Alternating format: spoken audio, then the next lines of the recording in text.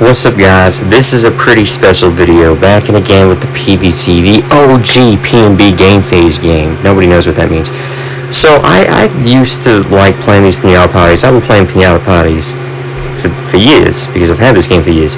And only a couple times in my life have I gotten the opportunity to take on the special Easter egg event pinata parties where they have during the Springening event.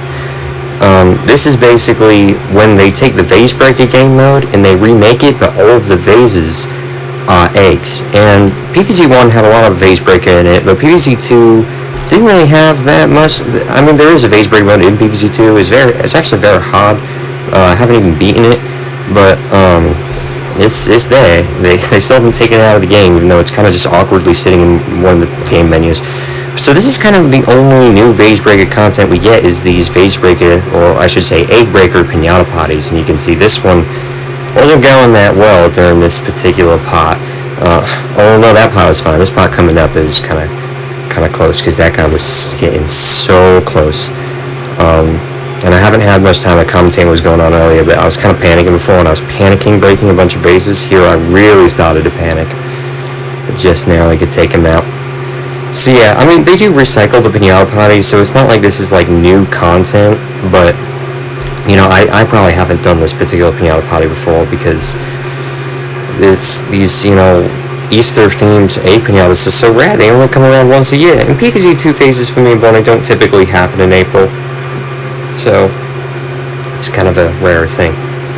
Yeah, I don't know if I ever explained in the previous video what the Springening actually is. I mean, it's pretty self-explanatory. PVZ has different events for different months out of the year. So for Valentine's Day, we had Valentine's. Y'all might have seen that video. It's one of the better performing videos on the channel. And so for spring, they have the Springening, which is like Easter and, you know, fun times. And yeah, this pinata party, the big star of the show here was Home and Thistle, which isn't a plant I really get to use too often. Interestingly enough, in this game mode, vase breaker, in this game mode, your plants aren't like the level that they actually are. So I'm working with like level 1 Chard Yard and level 1 Homing Thistle here. So I don't really know why that is, but yeah, pretty much 99% of the time when you're playing the game, the plants are the levels that they're like supposed to be, or the levels you have them at. Like, I just got some seed package from Magnet Stream. I think my Magnet Stream's still at like level 3 currently. Yeah, so we're not doing really all that much today. We're just gonna head into the Springening event mode, in which already played a bunch of rounds before the video, so I only had a bit of energy remaining. And there's not even a daily pinata to collect, so I'm kind of just scrolling through for no real reason. Yeah, pretty cool egg breaker pinata there. So this is getting awkward. Although again, it doesn't matter, because most people have clicked off the video at this point. There's kind of an awkward cut you're gonna see here, because I lost my phone in the middle of recording and wanted it. Anyways, the Springening event this time around, I started in the previous video. It's pretty easy. It's always pretty easy. Rarely really lose these ones. And this particular one is annoying because there's these mold colonies and you can't let the zombies hit the lawnmower, but you're gonna see I did pretty well in it. It was light work for a PVZ pro such as I. As you can see, this one's got the old bull rider zombies from Wild West. It's just nice when they have these events, because it's like normally the zombies all look the same, you know, basic brown suit, red tie, white shirt underneath, but then you get to, you know, mix it up for these holidays, like they got the pink sweaters on with the green stripe, and Easter was weeks ago at this point, so I mean, like, it's kind of juxtaposed, but you know,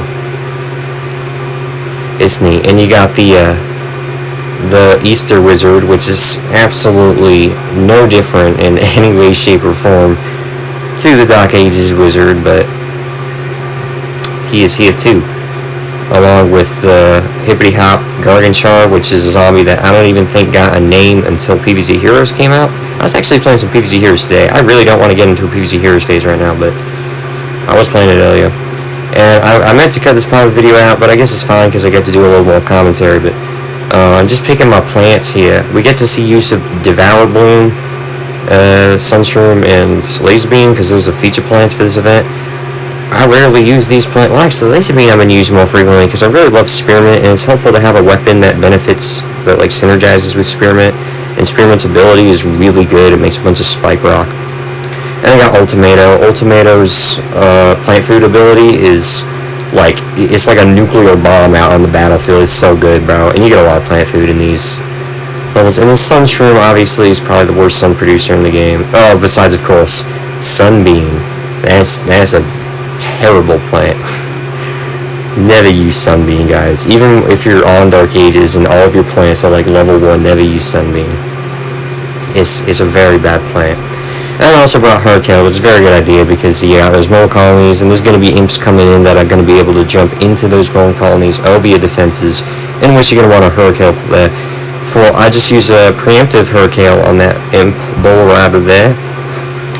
The thing about these zombies in the hard modes, they actually really don't tend to die from your basic defenses, so really the laser beams are just there to take out like imps and basic zombies and maybe coneheads. While the Ultimato and the Devour Blooms are doing the real heavy hit in there. I just got a Night Zombie with a Devour Bloom. Devour Bloom is so similar to Potato Mon and Squash. I kind of struggled to really see a difference, but you know, it's cool nonetheless. And it costs 120, which is a very awkward price for a PvZ plant. Basically, every plant in Plants vs Zombies costs a multiple of 25. There's a good like 4 or 5 plants that don't cost anything, and then there's very rare plants that don't cost a multiple of 25, and Devour Bloom is one of them. Time Warp is another. I believe there's one plant that looks like a brain or something that I think abides by that rule as well. And I believe Gold Leaf. Yeah, this was a pretty short one, but we do have one more special surprise for you guys here today. As I do actually have some upgrades to do and some plants to unlock. Here we have the Maybe, which I think I actually unlocked in a video.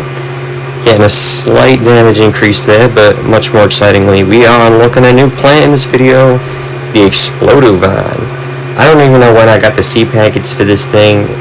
I was from some kind of pinata I opened at some point. I think it was maybe it was from the previous event when I was getting seed packets for it, but yeah, that's the Explodovine plant unlocked, and we're just about out of time in the video, so I want to thank you guys all very much for watching. Maybe in the next video we'll try out the Explodovine. It seems like a pretty cool plant. I tend to like the vine plants. They're pretty cool, pretty useful. Yeah, that's all I really have to say. Goodbye!